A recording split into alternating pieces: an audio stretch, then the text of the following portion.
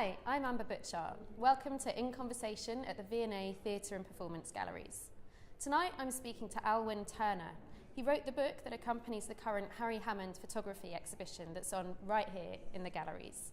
His work covers a really diverse range of interests, from Biba to rock and roll, even to the Daleks. I'm a huge fan of his work, and so I'm really looking forward to speaking to him. So thank you for joining me. And now I wanted to start with Harry Hammond, because obviously that's the kind of basis of the exhibition here. How did you come across his work?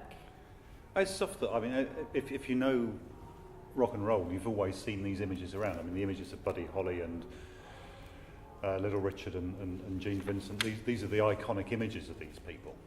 And then you find out eventually they're all this one bloke, Harry Hammond, who's a fantastic British photographer, which I think is the main thing about him, is that he is a terrifically good photographer, regardless of what the field that he chose.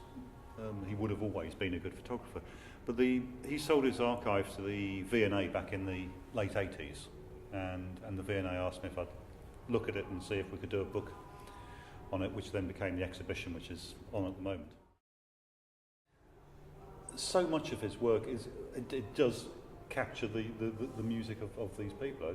It's so much tied in with it that when you see a photograph of Gene Vincent on stage in the full black leathers, leaning into the microphone, that is your image of Gene Vincent. You know, it's almost inextricable from the music. That's always been there in your head.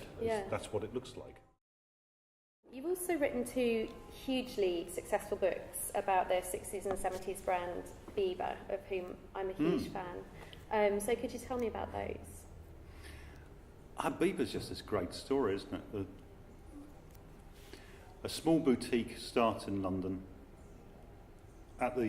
just as London's starting to get into its imperial swinging 60s phase.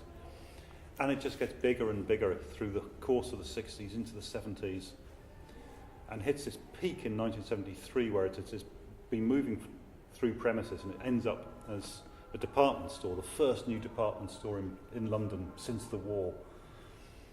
And the Sunday Times calls it the most beautiful store in the world, and it's just this fantastic fantasy palace of excess. And it's just pure theatre of retail and the excitement of that. And then it just crashes completely.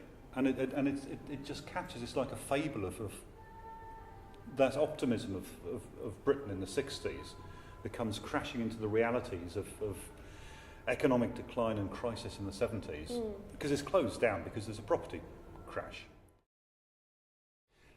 Because it's a department store, it's not just the clothes, it is all, you know, everything in the shop was own brand, which is just an extraordinary concept. You've got 6.5, 7 floors of own brand products, all overseen and approved by Barbara, who's created this from its very outset and has shaped everything that goes through it. Yeah. And so it's all her taste, and it's just wonderful. Yeah. And stuff that is just so far ahead of the game, where they, you know, fridges in Biba pastels and sludgy browns and stuff, at a time when there was only white goods. I mean, the reason they're called white goods is because that was all that was available. But you know, the stuff that has now, you know, become more common, the idea that you might actually wish to have a fridge that's not white. Yeah. But Biba was there back in 1973, 74 doing it, and I rather like all that. Yeah.